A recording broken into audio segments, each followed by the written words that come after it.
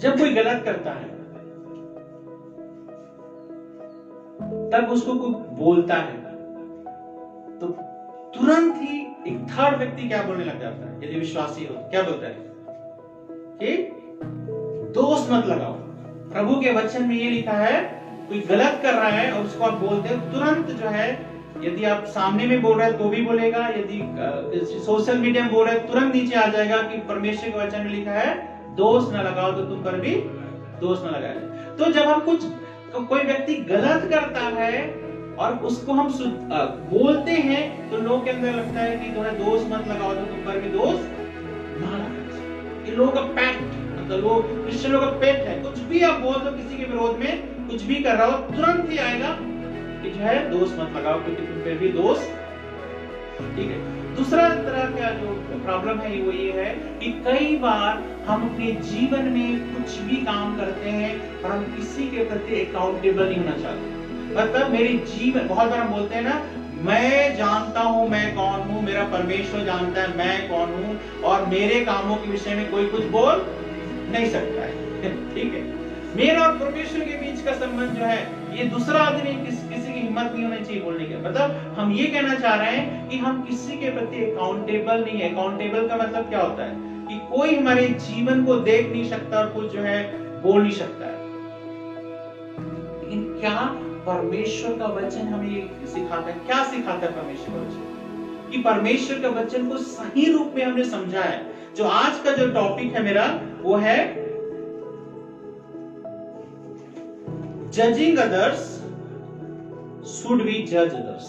ठीक है। Judging others should be judging others. दोष न लगाओ कि तुम पर भी दोष न लगाया जाए। जब इस वचन को जब हम पढ़ते हैं, आपके सामने मैं इस समय पढ़ता हूं, यहां लिखा है दोष मत लगाओ कि तुम पर भी दोष न लगाया जाए, क्योंकि जिस प्रकार तुम दोष लगाते हो उसी प्रकार तुम पर भी दोष लगाया जाएगा, और जिस नाप से तुम नापते हो उसी नाप से तुम्हारे लिए भी नापा जाएगा। तो क्यों अपने भाई की आंख के तिनकों को देखता है और अपनी आंख का लट्ठा तुझे नहीं सोचता? जब तेरी ही आंख में लट्ठा है तो तू अपने भाई से कैसे कह सकता है कि ला मैं तेरी आंखों से तिनका निकाल दूं? हे कपटी, पहले अपनी आंख में से लट्ठा निकाल ले, तब तू अपने भाई की आंख का तिनका भली भांति देखकर निकाल सकेगा। अब देखिए, जो वचन, जो भाग मैंने वचन मत्ती सुसमाचार से लिया है, वो क्या बोला जाता है उसमें? Beatitude. खासकर जो मत्ती सुसमाचार, उसका 5 अध्याय, 6 अध्याय, 7 अध्याय, इसमें हम किंगडम प्रिंसिपल बोलते हैं। मतलब परमेश्वर के राज्य में किस तरह से जीना है उसके विषय में जो है हम पाते हैं। 5 अध्याय, 6 अध्याय और 7 अध्याय। और 7 अध्याय की शुरुआत जो है वो क्या कह रहा है? दोष ना लगाओ कि तुम पर भी दोष ना लगाओ। डू नॉट जज अदर्स। ठीक है। Otherwise you will be judged. जो सबसे पहला जो मेरा पॉइंट है जो आपके सामने में रखना चाहता हूं, व्हाई यू शुड नॉट जज। आपको क्यों दूसरे को जज नहीं करना है? आपको दूसरे को क्यों नहीं जज करना? इस वचन के आधार पे मैं आपको बता रहा हूं कि आपको परमेश्वर का वचन किस बात को जज करने के लिए कहता है और किस बात को जज नहीं करने के लिए कहता है, उसके अंदर को आज मैं समझाऊंगा, है ना। यहां पर जब परमेश्वर का वचन कहता है कि डू नॉट जज अदर्स, तो किस बात को जो है परमेश्वर का वचन हमारे सामने रखता है? क्यों? यहां पे क्या लिखा है? क्यों नहीं तुम जो है तुम्हें जज करना है दूसरे को? क्यों नहीं तुम्हें दूसरे पे दोष लगाना है? कहता है क्यों नहीं करना है? क्योंकि जिस प्रकार तुम दोष लगाते हो तुम पर भी दोष लगाया जाएगा। तो सबसे पहला जो है कारण ये है कि यदि आप दूसरों को दोष लगाने की भावना है, दूसरों को जज करने की भावना है, तो परमेश्वर ये कहता है तुम्हारे साथ भी ऐसा होगा। यदि तुम दूसरों को जज करोगे, दूसरों को दोष लगाओगे, तो तुम्हारे जीवन पर भी दोष लगाए जाएंगे। ये पहला रीजन है जिसके विषय में परमेश्वर का वचन कहता है दोष न लगाओ। और क्या कहता है, जिस नाप से तुम नापते हो उसी नाप से तुम्हारे भी नापा जाएगा।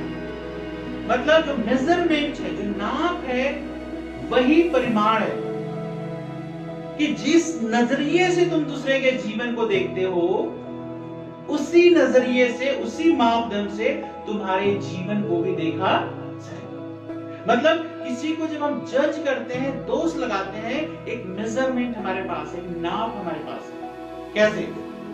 फॉर एग्जाम्पल, कोई भी व्यक्ति जो है जींस पहन के आ गया, कोई लड़की है चलो जींस पहन के आ गई, तो जिस तरह से जीन्स पहनना आपके लिए बुरा है ना, उसी नाप से तुम्हारे भी नापा जाएगा कि कपड़े में यदि आप सोचते हो कि इस तरह के कपड़े पहनना जो है गलत है या सही है, जो भी आप मानते हो, तो उसी नाप से, मतलब जैसे आप दूसरे के लिए नापते हो, उसी नाप से जो है तुम्हारे भी नापा जाएगा। आगे क्लियर होगा, अभी आपको पूरी तरह क्लियर नहीं होगा जो बात मैं कहना चाह रहा हूं। सो मेजरमेंट आप दूसरों के लिए रखते हैं, उसी मेजरमेंट, उसी नाप जो है आपके जीवन में भी क्या होता है, लागू होता है। कई बार क्या होता है, यहाँ पे परमेश्वर का वचन क्या कहता है, वर्ष 3 में 3 पद में क्या लिखा है, तो क्यों अपने भाई की आंख के तिनके को देखता है।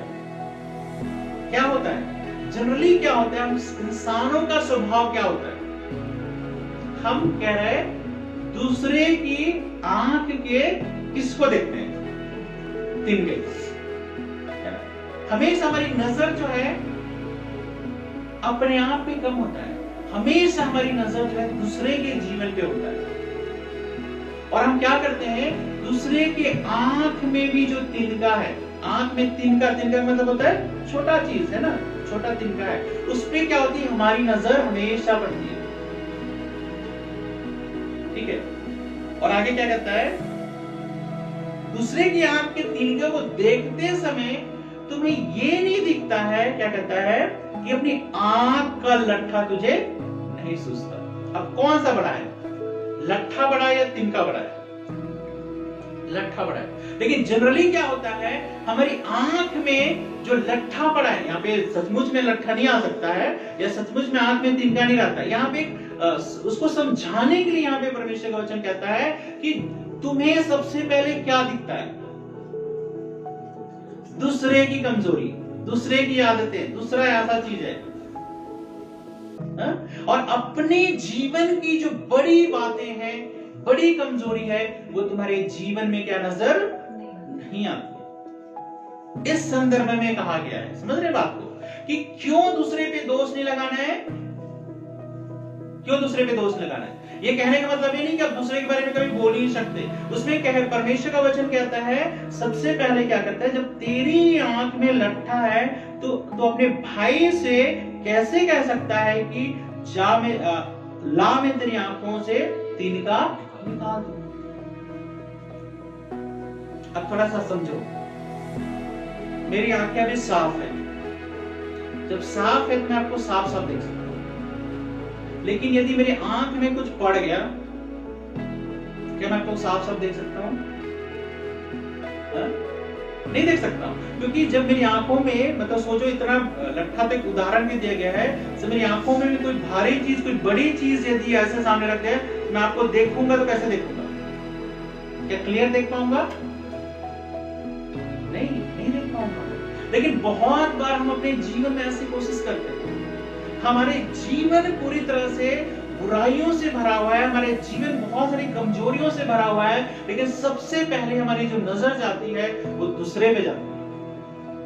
अक्सर क्या होता है, जब हम चाहे जेंट्स हो चाहे लेडीज हो, थोड़ा सा प्रैक्टिकली लेडीज लोगों में ज्यादा होता है, मतलब स्वाभाविक है कि 3-4 लोग जब इकट्ठे हो तो क्या हम बातें करते हैं, जनरली उस व्यक्ति के विषय में ज्यादा बात करते हैं जो एब्सेंट है। सबकी बात नहीं कर रहा हूं, 100% नहीं है, मतलब ज्यादातर ऐसा देखा गया, आप सब ज्यादा समझते, जेंट्स भी करते हैं, ऐसा नहीं करते, लेकिन मैं यहाँ पे लेडीज जेंट्स को कम ज्यादा नहीं बोल रहा हूँ, लेकिन ज्यादातर ये नेचर होता है। जब किसी के साथ हम इकट्ठे होते हैं या दो भी इकट्ठे होते हैं, तो क्या होता है, किसके बारे में सबसे ज्यादा बात होती है?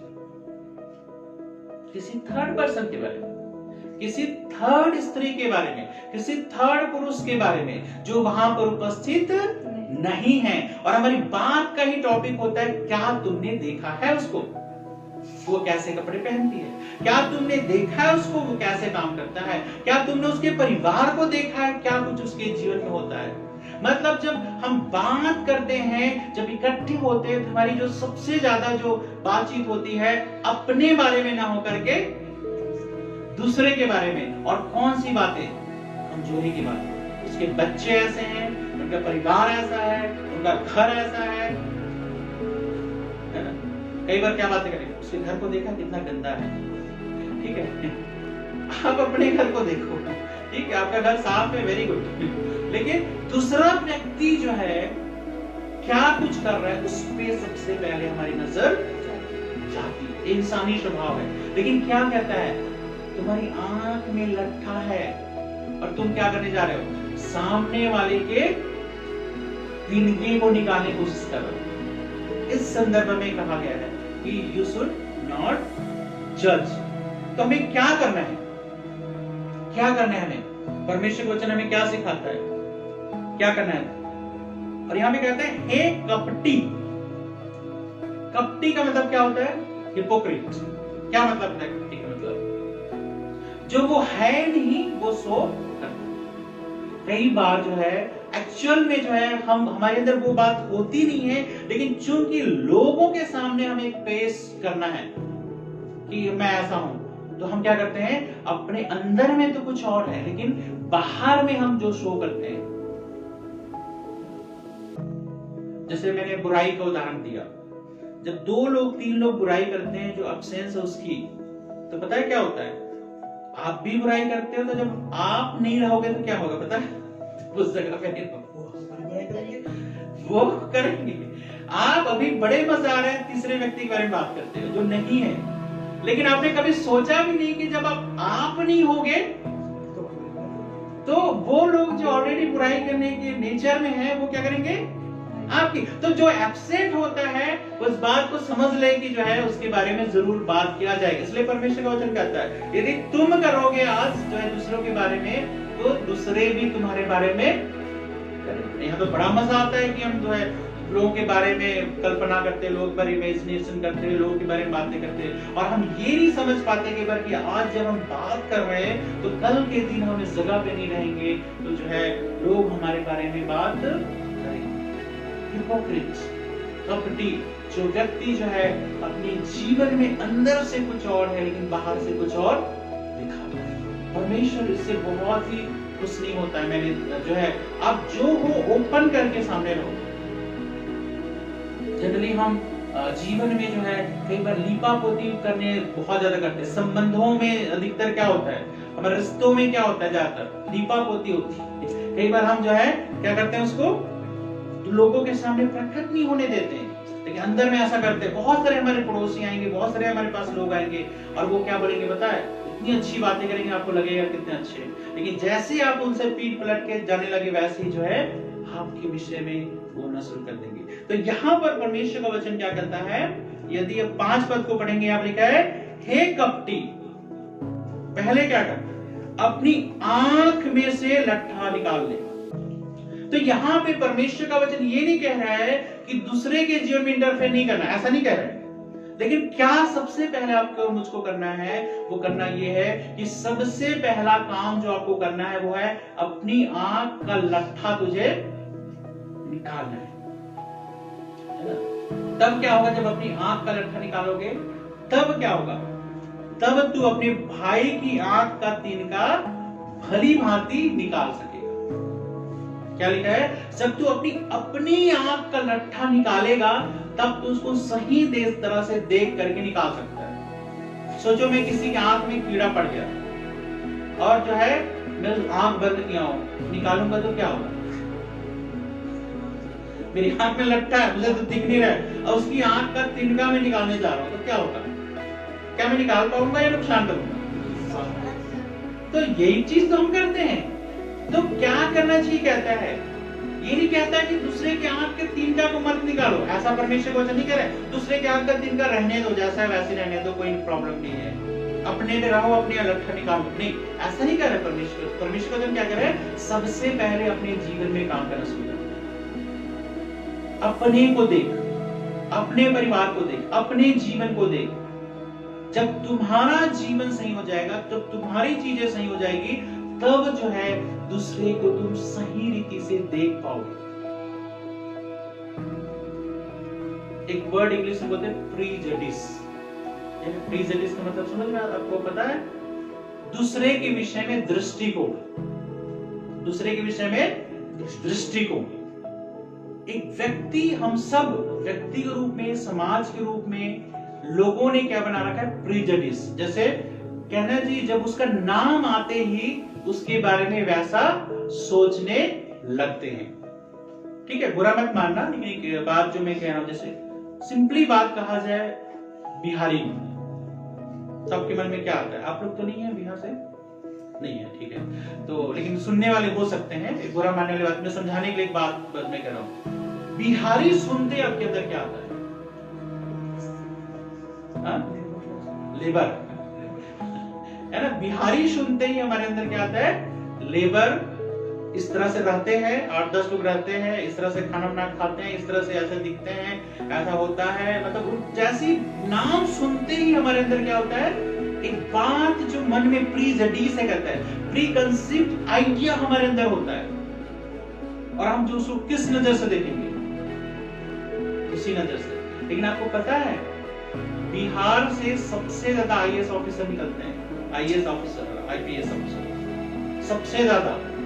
लेकिन लोगों के अंदर जो है क्या एक प्रेजुडिस है, क्या एक पहले से प्रीकंसीव आइडिया है कि बिहारी लोग मजदूर होते हैं। सबसे ज्यादा आईएएस आईपीएस ऑफिसर देने वाला राज्य जो है, और भी राज्य है, लेकिन बहुत हद तक जो है वहां से निकलते हैं। लेकिन फिर भी हमारे अंदर प्रीकंसीव्ड आइडिया है। ये क्या इसी चीज को बता रहा है? इसी चीज के बारे में कि जब दूसरे को जब देखते हो तो तुम्हारे अंदर पहले से वो बना के चलते, पिक्चर बना के चलते। और बहुत सारी चीज है, बहुत सारे लोग किसी जगह के बारे में, इस जगह के लोग ऐसे हैं। जैसे हम लोग पिछले दिनों हिमांशु के विवाह पे गए थे, तो वो लोग क्या बोल रहे थे? मतलब ऐसा उनके मन में, यदि राजस्थान में जाओगे, उनकी नजर में यूपी के लोग कैसे लोग हैं? खतरनाक, ठीक है, गुंडे, खतरनाक लोग हैं। मतलब वहां से जब देख रहे हैं वो लोग, तो यूपी के लोग कैसे नजर आ रहे हैं? खतरनाक, गुंडे, कहीं भी लूट लेंगे आपको, ठीक, ऐसा। लेकिन यहां से राजस्थान के बारे में देखोगे तो हमारे अंदर भी वही चीज है कि राजस्थान के जो लोग जो है इस तरह के लोग होते हैं। कई बार राजस्थान के लोगों से लोग डरते हैं कि जो राजस्थान में जो दिन दहाड़े जो है लूट लेते हैं।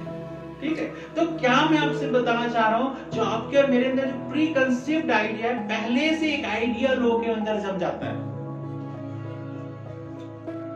कास्ट के प्रति, धर्म के प्रति। ठीक है, जैसे ही कोई प्रभु का नाम लेता है, विश्वासी का नाम लेता है, तुरंत लोगों के कान खड़े हो जाते हैं। ठीक है, उनके मन में जो पहले से जो आइडिया है वो क्या आइडिया है? ठीक है, क्या क्या आइडिया है क्रिश्चियनों के प्रति? कि ये लोग देशद्रोही हैं।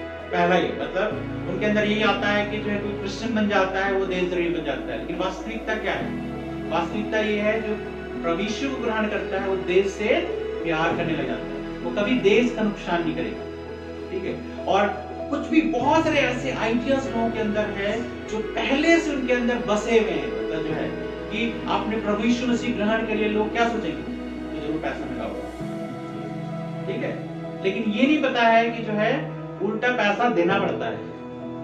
ठीक है, टाइम तो देनी पड़ती है, और दसवां देना पड़ता है, ऑफरिंग देनी पड़ती है ना? तो ये परमेश्वर का वचन कहता है। लेकिन हमारे अंदर जो है क्या है? पहले से एक आइडिया रहता है, कलर के प्रति, जाति के प्रति, धर्म के प्रति। कई बार जो है लेडीज लोग ऐसे होते हैं या जेंट्स लोग ऐसे होते हैं। बहुत बार जो है क्या बोलेंगे, लोगों से मैं बात करता हूं, मैंने इतने दिन तक शादी क्यों नहीं की आपने, तो क्या जवाब देते पता है? सारे जेंट्स लोग, मतलब वो वर्ड यूज में नहीं कर सकता यहाँ पे, लेकिन वो बोलेंगे सारे जेंट्स ऐसा होते हैं। समझ रहे ना? देखा, इसलिए मैं जो शादी नहीं करना चाहती। ये बहुत बार जो है, कई बार जो बहुत सारे जेंट्स के अंदर क्या एक प्रीकंसीव्ड आइडिया होता है कि जो है सारे लेडीज लोग ऐसा होते हैं। तो हमारे अंदर, हम सब के अंदर जो है कलर के प्रति, जाति के प्रति, धर्म के प्रति, स्त्री पुरुष के प्रति, लोगों के प्रति पहले से क्या है, आइडिया है। तो क्या होता है, प्रभु का वचन हमें ये चीज सिखाना चाहता है कि जो है उस आइडिया को रखकर आप दूसरे के बारे में सोचोगे तो जो है आप सही रीति से सोच नहीं पाओगे। ये कहने का मतलब है, जब कहते हैं दोष न लगाओ, तुम पर भी दोष न लगाया जाए, तो कह रहा है सबसे पहले अपनी आंखों का लट्ठा को निकाल। जो तुम्हारे अंदर पहले से जो है एक आइडिया बना हुआ है, एक विचार बना हुआ है, उसको सबसे पहले जो है निकाल, तो तू क्या हो जाएगा, सही रीति से सामने वाले को देख सकेगा। ठीक है, सोचो एक पास्टर की वाइफ जीन्स और टी शर्ट पहन, तुरंत इन लोगों के अंदर क्या आइडिया होगा? थोड़ा सा सोचो कि आत्मिक है या नहीं है, क्या आइडिया होगा?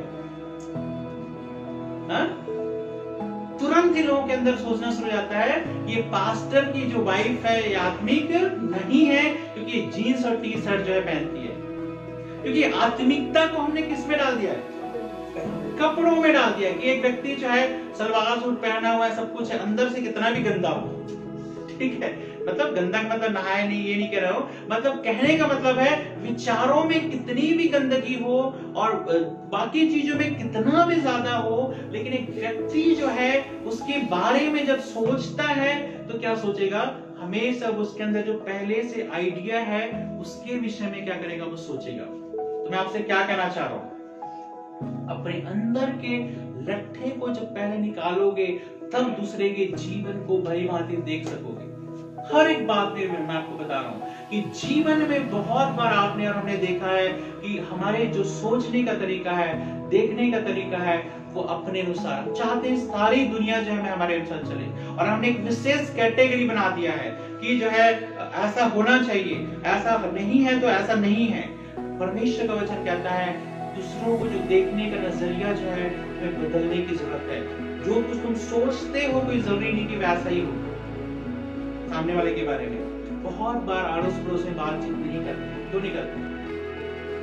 इसी कारण से उनके अंदर एक आइडिया है कि ये लोग ऐसे होते हैं। जैसे फॉर एग्जाम्पल, जैसे चलो उस बात में नहीं बोलूंगा कि विवाद का विषय हो सकता है, लेकिन फिर भी मैं आपसे ये चीज कहना चाहता हूँ कि परमेश्वर का वचन इस बात को सबसे पहले कहता है, अपने अंदर से जब लोगों को देखते हो तो जो आपके अंदर की जो आइडिया है पहले से जो बना हुआ है, चाहे स्त्री है उसके प्रति, पुरुष है उसके प्रति, कोई भी जाति या कोई भी धर्म या समाज या जो भी चीज है उसके प्रति तुम्हारे अंदर जो भी बात है उसको सबसे पहले तुम क्या करना है, तुम्हें खत्म करना है, तब उसको भली भांति तुम देख सकोगे। आज सबसे ज्यादा जो है मसीहियों के प्रति जो है लोगों के अंदर एक पर्दा पड़ा हुआ है, क्योंकि लोगों ने ऐसा भर दिया है टीवी में, रेडियो में, सोशल मीडिया में, व्हाट्सएप में, फेसबुक में, सब जगह क्रिश्चियनों के बारे में इतनी ज्यादा बुराई की जाती है कि जब सबसे पहला जो आदमी बोलोगे कि मैं यीशु मसीह पे विश्वास करता हूँ, वो तरह तरह के लाइन से सोचना शुरू कर देता है कि ये आदमी ऐसा है, ये आदमी ऐसा है, ये आदमी ऐसा है, ये आदमी ऐसा है, जबकि ऐसा नहीं होता है। ठीक है, इसलिए प्रभु यीशु ने कहा कि सबसे पहले अपनी आंख का लट्ठा निकाल ले, तब तू अपने भाई के तिनके को सही रीति से देख सकेगा। अब ये वचन जो आगे का वचन है आप लोग पढ़ना, पहला कुरिन्थियों उसका 5 अध्याय का 11 पद क्या कहता है? क्या हमें दूसरों की जज करना है? दूसरा पॉइंट जो हमारा है, मेरा कहलाना यह है कि यदि कोई भाई कहलाकर व्यभिचारी या लोभी या मूर्ति पूजक या गाली देने वाला या पियक्कड़ या अंधेर करने वाला हो तो उसकी संगति मत करना, वरना ऐसे मनुष्य के साथ खाना भी न खाना। ठीक है, अब यहाँ पे बात सबसे पहले आपको बोला मैंने कि why we should not judge, मतलब क्यों हमें दूसरों पे दोष नहीं लगाना है, दूसरों को जज नहीं करना है। यहाँ पे जो हिंदी वर्ड है दोष लगाना, एक्चुअली एग्जैक्ट ट्रांसलेशन नहीं है। दोष लगाना मतलब केवल बुराई करना होता है, लेकिन जज करने का मतलब होता है आप किसी व्यक्ति को जो है अपने नजरिए से देखना। ठीक है, जज करना मतलब मैं किसी को देखकर मैं सोचता हूँ ये ऐसा है, लेकिन दोष लगाने का मतलब क्या होता है? किसी की मैं बुराई करता हूँ। तो इसलिए जो दोष लगाने वाला जो वर्ड है थोड़ा सा अलग हो रहा है ट्रांसलेशन, ठीक है। यहाँ पे जो बात है कि क्या आपको लोगों को जो है जज करना है कि नहीं करना है। पहला चीज मैंने क्या बताया, आपको क्यों जज नहीं करना है। दूसरी बात क्या है, जब कोई गलत कर रहा है तो क्या आपको जज करना है कि नहीं करना है। परमेश्वर के राज्य की बातें कर रहा हूं, परमेश्वर के राज्य की बातें कर रहा हूं, तो जो है जज करना है कि नहीं करना है, इस चीज को मैं आपको बता रहा हूं, ठीक है। क्या हमने पढ़ा, यदि कोई भाई कहलाकर, क्या बोलता है, दोबारा पढ़ेंगे, उसको क्या लिखा है, पर मेरा कहना ये है, हाँ मेरा कहना यह है कि यदि कोई भाई कहलाकर, भाई कहलाने का क्या मतलब है, विश्वासी। तो यहाँ पे परमेश्वर का वचन क्या कह रहा है कि यदि कोई अपने आप को विश्वासी कहता है, अपने आप को क्या कहता है, विश्वासी कहता है, भाई कहलाता है, और आगे क्या करता है, व्यभिचारी या देखो लोभी, भाई कहला रहा है लेकिन क्या हो रहा है, व्यभिचारी है, अभी भी क्या कर रहा है, व्यभिचार कर रहा है। आपको सबको इसका मीनिंग पता है, इसलिए एक्सप्लेन करने की जरूरत नहीं है, लेकिन क्या कहला रहा है, विश्वासी कहला रहा है। और आगे क्या कह रहा है, या लोभी, ग्रीड जो होता है, जो लोभ होता है, कई बार जो है हमारे जीवन को नष्ट करता है। जब हम बीज बोने के दृष्टांत को पढ़ते हैं तो हम लिखा है कि और वस्तु का लोभ जो है वचन को क्या करता है, दबा देता है। कई बार इंसान का जीवन संतुष्ट नहीं होता है, जो कुछ परमेश्वर ने दिया है उससे जो है संतुष्ट नहीं होता है, तो हम क्या करते हैं, और चाहिए और चाहिए और चाहिए। गलत नहीं है हमें आगे बढ़ना, लेकिन जो ग्रीड है, जो लोभ है, आपके जीवन को क्या करेगा, दबा देगा। कई बार हम इसको पाप के रूप में नहीं देखते हैं, लेकिन यहाँ पे बाइबल में क्या लिखा है, ग्रीड भी, लोभ भी हमारे जीवन के लिए क्या है, पाप है। ऐसे व्यक्ति के भाई कहला करके व्यभिचारी है, लोभी है, क्योंकि लोभी लोभी व्यक्ति क्या करेगा, हमेशा अपने फायदे की बात सोचेगा, हमेशा आगे बढ़ने की बात सोचेगा। आगे बढ़ना गलत नहीं है, लेकिन वो गलत तरीके जो है इस्तेमाल करेगा आगे बढ़ने के लिए। तो कोई भाई कहला करके व्यभिचारी, लोभी, और क्या है, या मूर्ति पूजक, या गाली देने वाला, अभी भी विश्वासी है लेकिन अभी भी गाली देता है। और आगे पियक्कड़ है ना, विश्वासी है, चर्च जाता है, प्रार्थना करता है। पिछले दिनों में मैं जब प्रार्थना कर रहा था एक जगह के लिए, तो उन्होंने मुझसे बताया कि भाई साहब बहुत अच्छे हैं। मैं बोला तो भाई साहब बहुत अच्छे, मतलब बहुत अच्छी बात है। वो पास्टर के साथ साथ रहते हैं, वो जो है जगह जगह सेवकाई करने जाते हैं, पास्टर के साथ साथ जाते हैं, लेकिन क्या होता है, रात में ले लेते हैं। एक्चुअल में उसका, मैं क्यों इस प्रॉब्लम को बता रहा हूँ, क्योंकि जो है उसका लीवर खराब हो गया था। तो लीवर इसलिए खराब हो गया था अधिक पीने के कारण से। मुझे समझ पहले सोचा यार मतलब जो है कि क्यों ऐसा हुआ उसके साथ ना, कि प्रभु क्यों चंगाई नहीं दे रहा है। तो जो है उस व्यक्ति का लीवर जो है खराब हो चुका था, क्योंकि वो सब चीज करता था, प्रार्थना में भी जाता था, पास्टर के साथ साथ जाता था, उनकी गाड़ी चलाता था, उनके साथ रहता था, लेकिन पीना नहीं छोड़ता था, ठीक है। लेकिन लोगों की नजर में अच्छा व्यक्ति, ठीक है। और आगे क्या लिखा है यहाँ पे, या अंधेर करने वाला, अंधेर करने का मतलब क्या होता है, दूसरे के जीवन को दबाने वाला, अंधेर करने वाला। और तो उसको क्या करना है, तो उसके साथ मत करना। यहाँ पे आदमी क्या चाहते हैं बताऊं, किसी के बारे में बोल दो ना, वो व्यक्ति इतना ऐसा करता है, तो तुरंत ही जो है बोलना शुरू कर देंगे, दोष ना लगाओ कि तुम पर भी दोष। यदि आप किसी के विषय में बात करने लगो, जैसे आजकल ऐसा आप सबने देखा है कि जो भी प्रॉफिट्स हैं, बहुत ज्यादा प्रॉफिट्स हैं, है ना, तो दुनिया में बहुत ज्यादा प्रॉफिट्स हो गए अभी। तो जो प्रॉफिट्स लोग के मिलने का भी फीस है, पता है आपको, ऐसे आप नहीं मिल सकते। मतलब कई बार 1000 रुपया जो है देकर आप मिल सकते हो, है ना, 1000 रुपया पर्सनल यदि प्रेयर करवानी, 1000 रुपया देकर क्या मिल सकते हो। तो जब कोई बोले उसके बारे में बोलेगा, देखो तो ऐसा करता है, तुरंत ही आदमी क्या बोलेगा, दोष मत लगाओ, तुम पर भी दोष मत लगाया जाएगा। तुम कौन होते हैं दोष लगाने वाले, क्यों बुरा बनने वाले। तो क्या परमेश्वर का वचन हमें ये कहता है कि हमें किसी भी परमेश्वर के राज्य में जो गलत हो रहा है या जिससे परमेश्वर के राज्य में बदनामी होती है, क्या उस बात को ना बोले? अंतर समझ रहे हैं दोनों में? एक तरफ परमेश्वर का वचन कहता है डू नॉट जज so that you may not be judged, दोष न लगाओ कि तुम पर भी दोष न लगाए। एक तरफ परमेश्वर का वचन क्या कहता है, ऐसे लोगों के साथ जो भाई कहलाता है, विश्वासी कहलाता है, लेकिन जो है गलत कामों को कर रहे हैं, तो परमेश्वर का वचन क्या कहता है? क्या चुप रहने के लिए कहता है या बोलने के लिए कहता है? यहाँ पे कहता है ऐसे लोगों के साथ संगति मत करना, ऐसे लोगों के साथ कोई हमारा संगति नहीं होना चाहिए। और कहता है, और आगे क्या कहता है यहाँ पे, वरन ऐसे मनुष्य के साथ खाना भी ना खाना, खाना भी नहीं खाना। अब यहाँ पे मतलब बाकी चीज तो समझ में आता है, संगति नहीं करना, खाने के बारे में यहाँ कहाँ से बात आती है? मतलब खाने का विषय कहाँ, मतलब ये अलग विषय लगता है ना, कि मतलब सिंपली अच्छी चीजों के बारे में बात कर रहे हैं, ये मत करना वो मत करना, अचानक खाने पीने की बात कर रहे हैं। यार खाना क्यों नहीं खाना?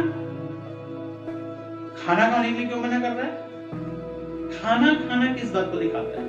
खाना खाना जो है आपके एसोसिएशन को दिखाता है, उसके प्रति, उस परिवार के प्रति। बहुत बार जो है आप जो है किसके साथ खाना खाते हो, किस घर में खाना खाते हो? पहली बात बताइए। अब किसी भी घर में जाके खाना खा सकते हो, है ना? बहुत सारे लोग तो इस कारण नहीं खा सकते कि उस घर में गंदगी रहती है, पहला रीजन। बहुत सारे लोग जो है अपने से, जैसे बहुत धनवान है तो जो बहुत गरीब रहेगा उसका खाना नहीं खा सकते हैं। और बहुत बार तो जो अपने आप को सुपीरियर जाति समझते हैं ना, ये जाति के हैं, वो क्या करते हैं, हाँ उनके घर, भले वो गरीब रहेंगे लेकिन सुपीरियर जाति है, तो क्या करेंगे, दूसरी जाति जो जो जो छोटा मानते हैं, ऐसा नहीं है परमेश्वर के वचन में, तो उसके घर वो खाना नहीं खाएंगे। तो यहाँ पर जब परमेश्वर का वचन कहता है कि तुम उनके घर संगति ना करना, उनके घर खाना भी नहीं खाना, तो किस बात को दिखा रहे हैं? आप उनके साथ जो है एसोसिएशन या उसके साथ जो है मेल जोल जो है तुम्हें छोड़ना पड़ेगा, ठीक है? क्योंकि क्या होगा जब दूसरा आदमी सोचेगा? फॉर एग्जाम्पल, एक पियक्कड़ के साथ मैं गया हूं और घर में लेट आ रहा हूं, ठीक है? तो क्या सोचेंगे लोग? नेचुरल सी चीज है। क्यों परमेश्वर का वचन कहता है उनकी संगति न करना और उनके साथ खाना भी नहीं खाना? क्योंकि ऐसा करने के द्वारा जो है आप दूसरों के जीवन में ठोकर का कारण बनते है ना? मैं पास्टर हूँ, ठीक है? हो सकता है कई बार मुझे किसी को पैसा देना हो और मेरे जेब में बिल्कुल भी उस समय चेंज नहीं हो, और मैं बगल में ठेके में जो देसी शराब दुकान या अंग्रेजी शराब दुकान है, वहां से मैं चेंज लेने चला गया हूँ, ठीक है? तो जो है वहां पर यदि किसी ने मुझे देख लिया तो क्या समझेगा? ये तो वहां से बड़ी बड़ी बातें करता है, लेकिन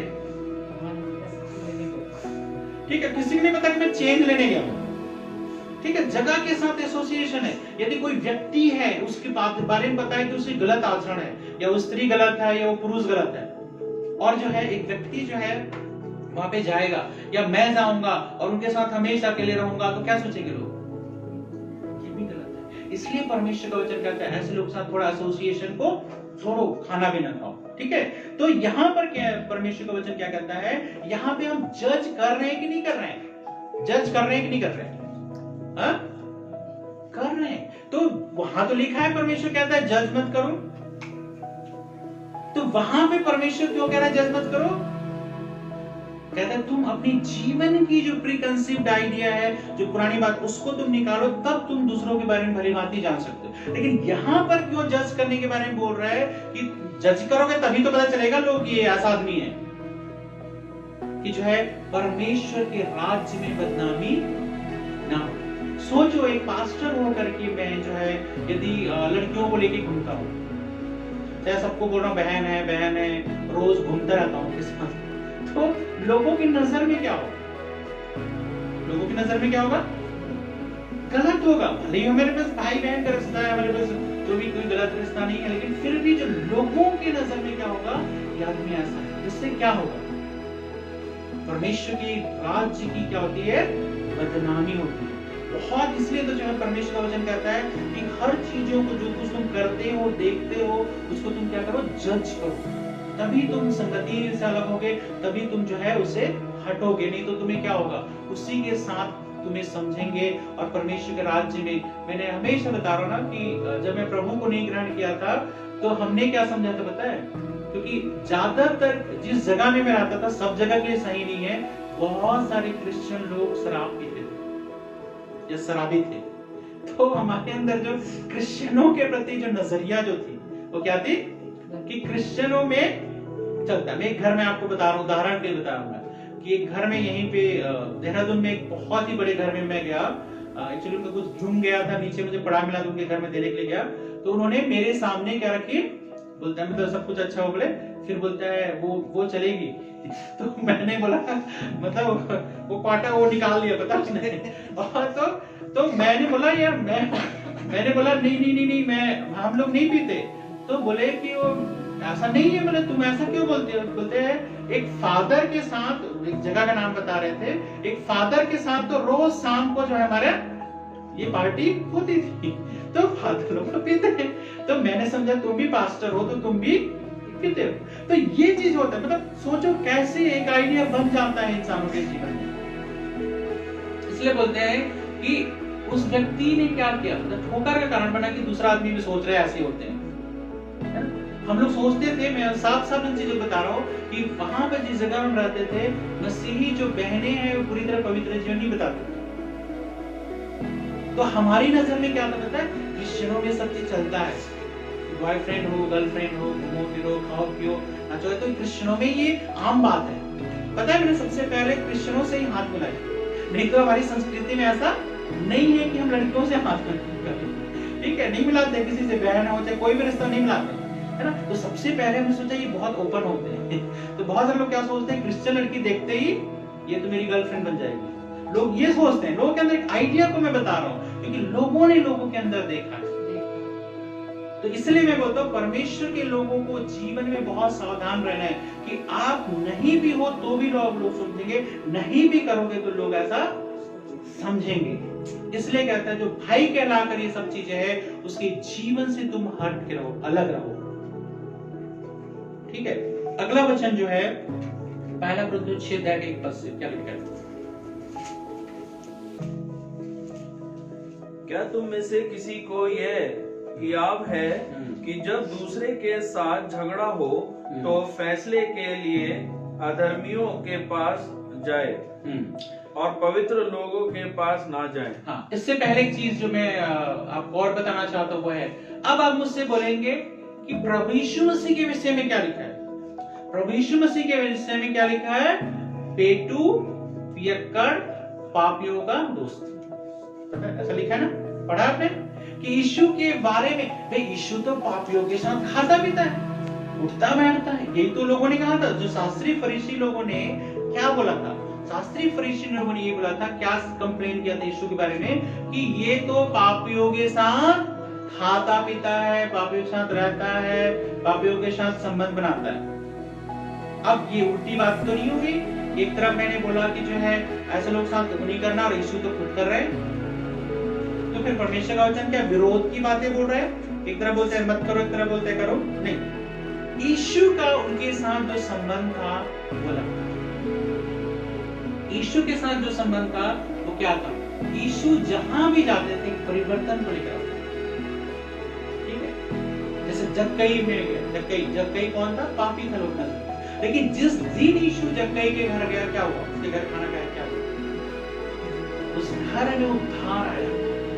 ये ऐसा नहीं कि जो है जक्कई जो है अब जो है रोज वहां पे ड्रिंक पार्टी हो रही है, प्रभु यीशु मसीह भी जा रहे हैं और बढ़िया खाना पीना हो रहा है, सब कुछ हो रहा है। क्या हुआ? जिस दिन गया उसी दिन क्या उस घर में उद्धार है, उसका जीवन बदल कर कहते हैं सबको जो है क्या करता हूं मैं लौटा देता हूं। तो यहाँ पे यीशु के इनके भी जानाना और हमारे भी जानाना अलग चीज है। यदि कोई व्यक्ति है जो बुरा है, हम जा सकते, गलत नहीं है, पियक्कड़ के पास भी जा सकते हैं, लेकिन किस लिए? ताकि उसका जीवन बदले, हम परमेश्वर के राज्य के लिए बताने के लिए। ये नहीं कि वो पी रहे और हम भी जाके बस उसके साथ साथ दे रहे हैं। तो जो है कल का वचन में बता रहा था कि ऐसे लोगों का साथ दोगे तो आप भी वैसा ही बन जाओगे। ये मत सोचा अरे कुछ नहीं होता है, कुछ नहीं होता है, मतलब अरे मैं तो प्रभु जानता है मेरे अंदर कितना सामर्थ्य है, पवित्र आत्मा की सामर्थ्य है, मुझे कुछ फर्क नहीं पड़ेगा। लेकिन पता है बहुत बार लोग ऐसे लोगों की संगति की उनके जीवन में फर्क पड़ा है। अब यहाँ पे पढ़ दीजिए 2 पद में क्या लिखा है। क्या तुम नहीं जानते कि पवित्र लोग जगत का न्याय करेंगे, इसलिए जब तुम्हें जगत का पवित्र लोग क्या करेंगे? जगत का न्याय करेंगे। फिर तो प्रभु का वचन तो कहता है कि डू नॉट जज। हाँ, पवित्र लोग क्या करेंगे? संसार का न्याय करेंगे। ठीक है, और आगे क्या लिखा है? और आगे, इसलिए जब तुम्हें जगत का न्याय करना है तो तुम्हें संसार का न्याय करना है। You should be able. प्रभु ने तो कहा मैं तो अपने लाइफ के बारे में सोचूंगा, मुझे लोगों से क्या मतलब। बहुत लोग इस वचन को सुन के ये सोचते हैं कि प्रभु ने तो कहा है दूसरों के दोष मत लगाओ, तुम्हें किसी के बारे में कुछ नहीं सोचता हूँ, बस भाई साहब मैं अपने आप में रहता हूँ, मैं मेरा परमेश्वर जानता हूँ। ठीक है, नहीं, कहता है दूसरों के बारे में सोचा है, तुम्हें जगत का न्याय करना है। और क्या करना है? तो क्या तुम छोटे से छोटे झगड़ों का भी निर्णय करने के योग्य नहीं? You are not competent. मतलब छोटे, यहाँ पे हालांकि बात डिस्प्यूट की चल रही है। डिस्प्यूट की मतलब दो लोगों के बीच झगड़े की बात चल रही है, लेकिन यहाँ पर पौलुस हमें इस बात को बताता है तुम्हें इस योग्य होना है कि खड़े होके बोल सको कि कौन सा चीज सही है, कौन सा चीज गलत है। समझ रहे मेरी बात को? आपको वो नहीं होना है कि चुपचाप बैठ गए, मेरा काम नहीं है, जो कुछ गलत हो रहा है होने दो, मैं तो चुपचाप बैठ जाता हूँ। कभी कभी दो परिवार में लड़ाई होती है, क्या करते हैं हम? बगल में पड़ोस में लड़ाई होती है और खूब मारपीट हो रहा है या कुछ हो, या रोड में ही मतलब देखा जाए रोड में ही मारपीट हो रही, दो लोग मारपीट कर, हम लोग क्या करते हैं? साइड में किनारे पड़ते हैं, खड़े हो जाते हैं, या कई बार हम चले जाते हैं। क्या मतलब करने को जिसको जो करना है। या बगल में पति पत्नी लड़ाई हो रहा है, कहीं भी कुछ भी हो रहा है, या बच्चों को कोई मार रहा है, कुछ भी घटना हो सकती है, या कोई गलत काम कर रहा है, तो कुछ भी गलत काम को जो हम क्या सोचते हैं, मेरा मतलब नहीं है, हमारे बच्चे नहीं है, हमारी पत्नी नहीं है, हमारे वो नहीं है, हमारा घर नहीं है, हमारा रोड में जा रहे हैं, हमें क्या मतलब, हमें तो कहीं जाना है ना। कोई भी घटना हो सकती है, हमारे अंदर जो है ये भावना आती है। लेकिन परमेश्वर का वचन क्या कहता है? क्या तुम इसके योग्य नहीं हो कि छोटी छोटी घटनाओं को भी रोक सको? क्या तुम्हारे अंदर इतनी योग्यता नहीं? तो कैसा होगा? तुम्हें बोलना पड़ेगा क्या है परमेश्वर का वचन, तुम्हें खड़ा होना पड़ेगा, तुम्हें जो सही है गलत उसके प्रति खड़ा होना पड़ेगा। जज करोगे तभी तो खड़ा होगे, कौन सा गलत है कौन सा सही। और आगे 3 पद, क्या तुम नहीं जानते कि हम स्वर्गदूतों का न्याय करेंगे, तो क्या संसारिक बातों का निर्णय ना करें? यदि तुम्हारे संसारिक बातों का निर्णय करना हो तो क्या उन्हीं को बैठाओगे जो कलीसिया में कुछ नहीं समझे जाते हैं? हाँ, ईफन कहता है हम लोग स्वर्गदूतों का न्याय करेंगे। कितनी बड़ी बात है कि हम लोग स्वर्गदूतों का भी न्याय करेंगे, परमेश्वर का वचन कहता है।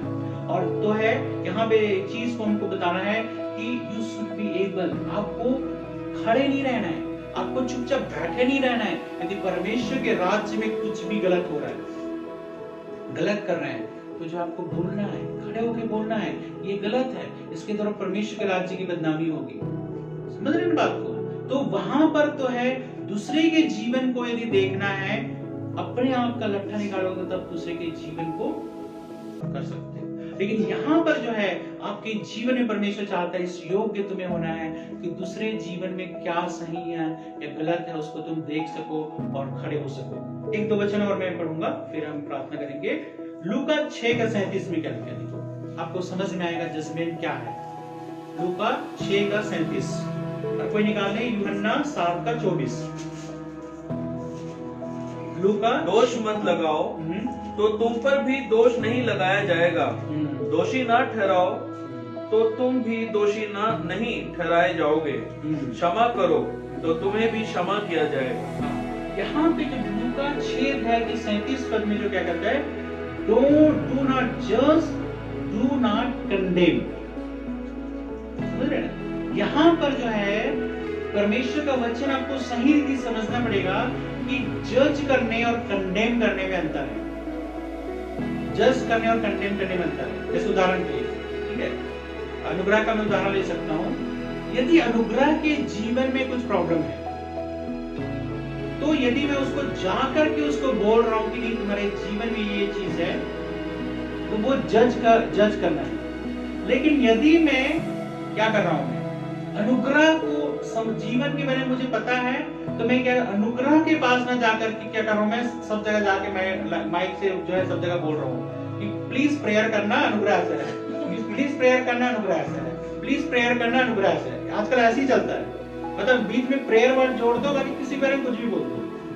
ठीक है, तो दोनों में अंतर है। तो परमेश्वर का वचन क्या कहता है, क्या एक तो कहता है कि उसके जीवन में कुछ कमियां हैं, जो प्रॉब्लम उसको मैं जाके बोलूं, उसको सुधारूं, लेकिन कंडेम ना करूं, मतलब दूसरों के सामने बदनामी ना हो, वो चीज में करूं। तो उसके जीवन में प्रॉब्लम होगा तो परमेश्वर के राज्य की भी बदनामी होगी, और यदि प्रेयर के नाम पे उसको मैं जगह जगह फैला रहा हूं सब चीजों को, तो भी बदनामी होगी। बहुत सारे लोग आजकल यही करते हैं, प्रेयर करना प्लीज उसके बारे में, ठीक है, मैं आप ही को बता रहा हूँ, दूसरे को मत बताना, ठीक है। और वो पूरा चल के धीरे धीरे करके सबके बारे में सब कुछ। अभी एक उदाहरण मैं आपको बता रहा हूँ, किसी भी महिला के लिए जो भी जो है वर्ड में यूज करना, माफ करना, गुप्त रोग होता है, ठीक है। तो अभी पिछले दिनों में एक वीडियो देखा है ना, तो वीडियो देखा, किसी भी स्त्री के लिए, किसी भी पुरुष के लिए ये सब बातें करना अच्छा है चर्च में नहीं है, कोई भी नहीं बताना चाहेगा, ठीक है। लेकिन किसी के जीवन में प्रॉब्लम था और उसके बाद जो है उसने गवाही दी, प्रार्थना किया, ठीक हो गया। अब उसके बाद मुझे एक चीज बताइए, वो दुनिया को बताना चाहिए कि नहीं बताना चाहिए, इसको गुप्त रोग हुआ था और ठीक हो गया। तो इसमें एक तरफ बड़े परमेश्वर की महिमा होगी, दूसरी तरफ जो है क्या होगा, बदनामी होगी। समझ रहे ना बात? आपको लग रहा है मैं परमेश्वर की महिमा के लिए बता रहा हूँ कि इसका ये रोग था वो ठीक हो गया, जो भी चीज है परमेश्वर देखो चंगा गया, आपको भी चंगा गया। दूसरी तरफ जितने लोग इस वीडियो को देखेंगे, आपको क्या चाहिए, परमेश्वर को भूल जाएंगे कि मतलब परमेश्वर ने चमत्कार, ये बोलेगी सीधे इसको ऐसा था। समझ रहे ना बात को? तो परमेश्वर का काम करते करते भी आपको सावधान रहने, किस कौन सी बातों को बताएं, कौन सी बातों को ना बताएं। खुलेआम उसे बेचारी ने जो भी शर्मा के करके चर्च में गवाही दे दी होगी, और वो यूट्यूब में आ गया, किसके लिए, ताकि यूट्यूब के ज्यादा व्यूअर्स बढ़े। आपको मुझको सावधान रहना कि कौन सी चीजों को बताना है, कौन सी चीजों को नहीं बताना है। हम कई बार जो है बदनामी कर रहे हैं, बोल तो रहे हैं परमेश्वर के लिए प्रार्थना करो, ये चीज करो, लेकिन एक्चुअल में क्या कर रहे हैं, हम दूसरों की बदनामी कर रहे हैं, गलत है चीज। अगला वचन यूहन्ना 7:24।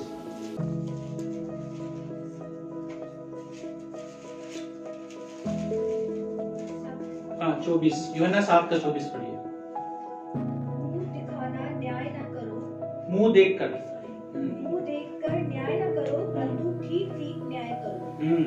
Stop judging by mere appearance, but make a right judgment। ये हिंदी अनुवाद कई बार जो है कंफ्यूजन पैदा करता है, लेकिन यहाँ पे क्लियर है, stop judging by appearance, मतलब किसी को भी देख करके एकदम न्याय मत करना चाहिए। हमारे अंदर होता है कि हम किसी के बारे में कुछ भी सुनते हैं, देखते हैं, तुरंत हम उसके बारे में सोचना शुरू करते हैं, आदमी ऐसा है। एक कहावत इंग्लिश में, डोंट जज a book by its cover. सुना आपने कि कवर जो है थोड़ा सा पुराना सा है, या कवर जो है उतना सही नहीं है, तो इसका बुक भी ऐसी होगा, है? या मतलब इस तरह के लोग विचार करते हैं। परमेश्वर का वचन कहता है केवल देखने के द्वारा जो है तुम न्याय करने वाले ना बनो, लेकिन अंदर तक जाओ, घुसो, पहचानो। यदि कल का दिन आपको कोई बोलता है अर्श गोपाल तो ऐसा ऐसा है, ऐसा ऐसा सुनते हो, तो बोल सकते हैं, बहुत सारे लोग हैं, मतलब किसी को मैं पसंद आता हूँ, किसी को नहीं पसंद आता हूँ। कल के दिन किसी ने मेरे बारे में बोल दिया, तो क्या होगा, जो थर्ड व्यक्ति जो मेरे बारे में क्या सोचेगा, वो ऐसा है, ऐसा नहीं भी हो तो भी क्या करेगा, सोचेगा ऐसा है। तो हमें क्या करना कहते हैं, सिर्फ मुंह देख कर भी न्याय मत करो, कहते हैं उस तह तक घुसो कि वो चीज ऐसा है कि नहीं है, ठीक है। याकूब 4:11-12 और रोमियो 2:1-3 पद। हम जल्दी ये दोनों वचन पढ़ के हम प्रार्थना में जाएंगे। याकूब 4:11 और 12 पद क्या कहता है? याकूब 4:11-12। हे भाइयों, एक दूसरे की बदनामी ना करो, जो अपने भाई की बदनामी करता है यह भाई पर दोष लगाता है, वह व्यवस्था की बदनामी करता है और व्यवस्था पर दोष लगाता है। ठीक है, यहाँ पर परमेश्वर का वचन क्या कहता है? एक दूसरे की बदनामी मत करो। ये परमेश्वर का वचन है। जब तुम जज मतलब कर रहे हो तो किसी चीज को बदनामी करने के लिए मत करो। कोई भी चीज को, ये व्यक्ति ऐसा है, वो व्यक्ति ऐसा है, कभी दूसरे के बारे में जो है इस तरह की बात ना करो। बहुत बार जो लड़ाई झगड़ों के कारण जो परिवार में क्या होता है, क्योंकि छोटी सी बात को भी हम बढ़ा चढ़ा करके बोलने की हमारी आदत है। कई बार क्यों ये वचन कहता है पता है? दूसरे के घर में झांकने की लोगों को बहुत आदत है। एक वर्ड आया बिजी बॉडीज, बिजी बॉडी बोलते हैं। बिजी बॉडी मतलब इंग्लिश वर्ड है। बिजी बॉडी मतलब हमेशा उसकी नजरें दूसरों पे रहेगी, क्या कुछ हो रहा है, क्या कर रहा है, कौन कहाँ जा रहा है, क्या खा रहा है, कौन आ रहा है, कौन जा रहा है, उनकी नजरें हमेशा जो है इन चीजों में लगी रहती है। परमेश्वर का वचन कहता है अपने जीवन को सबसे पहले कोशिश करो। दूसरा का परिवार कहाँ जा रहा है, क्या खा रहा है, कहाँ पी रहा है, क्या चीज कर रहा है, तुम्हें उससे क्या मतलब है? तुम्हें मतलब नहीं होना चाहिए। तुम्हें सबसे पहले अपने जीवन को देखना है कि तुम क्या कर रहे हो। लेकिन लोगों की स्वभाव ये सबसे ज्यादा होता है कि हमको समझना है कि दूसरे के मैटर पे बहुत ज्यादा अपने आप को इन्वॉल्व मत करो। लेकिन उस घर की बात वो जानते हैं क्या कर रहे हैं। ठीक है, तो इस बात को यहाँ पे कहता है रोमियो 2 अध्याय 1 से 3 आखिरी वचन। रोमियो 2 अध्याय 1 से 3। अतः है दोष लगाने वाले तू कोई क्यों ना हो। दोष लगाने वाले, जज करने वाले तुम कोई भी क्यों ना हो, तू निरंतर है। क्योंकि जिस बात में तू दूसरे पर दोष लगाता है उसी बात में अपने आप को भी दोषी ठहराता है। मैं दूसरों को लिए तो बोलता हूँ लेकिन अपने आप में वही कमजोरी, वही निर्बलताएं मेरे अंदर है। ठीक है, क्यों इस चीज को मैं कहता हूँ कि हम आत्मिक लोगों को दोनों ही चीज में हमें होना है। जहां पर कहता है इस चीज को जज मत करो, इस चीज का न्याय मत करो, बदनामी मत करो, वहां पे तो हमें चुप रहने की जरूरत है। लेकिन कोई बात जो है परमेश्वर के वचन की निंदा हो रही है, परमेश्वर के राज्य की निंदा हो रही है, परमेश्वर के वचन में ठोकर कारण है, उस वक्त जो हमें क्या होना पड़ेगा? खड़े होकर के बोलना पड़ेगा कि ये चीज गलत है। बहुत सारे परमेश्वर के सेवक जब किसी गलत चीज को बताते हैं कि ये जो है गलत हो रहा है, तो लोग तुरंत सोचने लगते हैं ये पास्टर गलत है, बाइबल में लिखा जो है ये नहीं। कहां पर जज करना है, कहां पर चुप है, इसके विषय में परमेश्वर का वचन स्पष्ट है। कहता है जब लोगों के जीवन की कमजोरियों को आप दूर करना चाहते हैं, सबसे पहले अपने जीवन में चेक करें, अपने जीवन में जांच करें कि मेरे जीवन में क्या क्या बात है। जब हमारा जीवन की बातों को हम देखेंगे तभी दूसरे की चीजों को भली भांति देख सकेंगे। और कहता है ये नहीं कि निकालना नहीं उनके तिनके को, ऐसा नहीं कह रहे निकालना नहीं है, कहता है सबसे पहले अपने आप लट्ठा को जब निकालोगे तब सामने वाले के तिनकों को देखोगे। बहुत बार हमारा जीवन जो है, बहुत सारे ऐसे लट्ठे हमारे जीवन में है तो दूसरों के बारे में हमारे गलत विचार हमने बना दिए हैं। क्यों बना दिए पता है? क्योंकि दूसरों ने ऐसा बोला है। कहता है अपीयरेंस के द्वारा या देखकर, मुंह देख करके न्याय ना चुकाओ, लेकिन सही चीजों को पता करो कि वो चीजें वैसी है कि नहीं है। फिर कहता है कि तुम जो है जब स्वर्गदूतों का न्याय करोगे, तुम जो परमेश्वर के लोगों का न्याय करोगे, अन्य जातियों का न्याय करोगे, तो क्या तुम इतने योग्य नहीं कि कौन सा चीज सही है, कौन सा चीज गलत है, इसको तुम जान पाओ। परमेश्वर का वचन चाहता है जिस जगह पे जो कुछ हमें करना है, जिस जगह में चुप रहना है, अपने जीवन को देना है, चुप रहे। जिस जगह में बोलना है, खड़े होके बोलो। लेकिन बहुत बार हम क्यों नहीं बोलते पता है? हम लोगों के सामने बुरा नहीं बनना चाहते। क्या डर हमारे अंदर समा जाता है कि मैं बुरा बोलूंगा तो क्या हो जाएगा? बुरा बन जाऊंगा। हम चुप रहना ज्यादा पसंद करते हैं, लेकिन आपके चुप रहने से क्या होता है? वो गलती होती जाएगी। कभी भी दूसरे की जो है बदनामी नहीं करना है, कि चाहे प्रेयर के मैटर हो, चाहे कोई भी मैटर हो। प्रभु कहता है कि जाकर उसको सामने रख, उसको जो है सोचो। आइए हम सब अपनी आंखों को बंद करें और प्रार्थना करें, अपने जीवन को प्रभु के हाथ में सौंपें कि परमेश्वर का वचन जो है क्या चाहता है। आज जो कुछ भी हमने सीखा है, क्या आपके अंदर लोगों के प्रति पहले से एक आइडिया है कि लोग इस तरह के होते हैं? चाहे जाति को देखकर, चाहे स्त्री पुरुष को देखकर, चाहे कलर को देखकर, चाहे किसी भी चीज को देखकर यदि आपके अंदर पहले से ही गलत आइडिया है, परमेश्वर का वचन चाहता है कि उन चीजों को आप छोड़ दो। आप जब उनके साथ मिलोगे, जुलोगे, बातचीत करोगे, बाद में आपको पता चलेगा कि जो है, जो मैं सोच रहा था, जो मैं सोच रही थी, वो सही नहीं है। इस समय हम प्रभु भोज विधि में शामिल होंगे। इससे पहले प्रभु भोज हम प्रार्थना कर रहे हैं आपके लिए। जितने लोग ऑनलाइन देख रहे हैं उसके लिए प्रार्थना कर रहे हैं। फिर उसके बाद हम प्रभु भोज में शामिल होंगे। पिता परमेश्वर, इस वक्त हर एक के लिए प्रभु हम प्रार्थना करते हैं, जो भी इस वक्त हमें देख रहा है प्रभु, या आने वाले समय में देखेगा प्रभु जी, उन सब के जीवन में प्रभु आप काम कीजिए प्रभु, ऐसे हम आपसे प्रार्थना करते हैं यीशु मसीह के नाम से। प्रभु हर एक के जीवन में आशीष दे, चंगाई दे, छुटकारा दे प्रभु, ऐसे मेरी प्रार्थना है। जितने लोग हमारी कलीसिया के लोग इस जगह पर आ नहीं पा रहे प्रभु, किसी कारण से प्रभु, उनको अंधकार के जंगल से छुड़ाकर प्रभु इस जगह प्रार्थना में, आराधना में लेकर आइए। और प्रभु तेरी महिमा प्रभु हम सबके जीवन के अंदर होने पाए प्रभु, पूरे सप्ताह भर संभाल कर रखे और आपकी महिमा हमारे जीवन में पाए। धन्यवाद के साथ प्रभु यीशु के नाम से आमीन। तो आप सबको आशीष